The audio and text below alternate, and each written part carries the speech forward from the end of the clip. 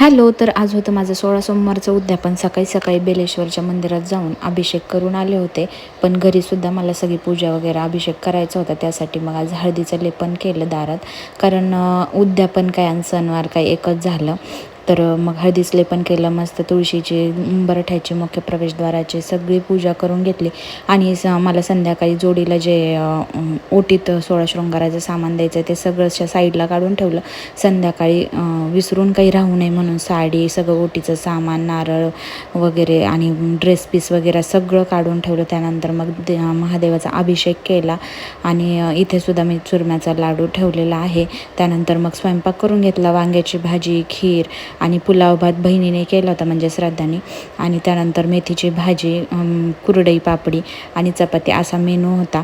तर मेथीची भाजी नैवेद्यात आवर्जून असावी म्हणून मेथीची भाजी आवर्जून केली होती. अशा काहीसा मेनू आज मी ठेवलेला होता.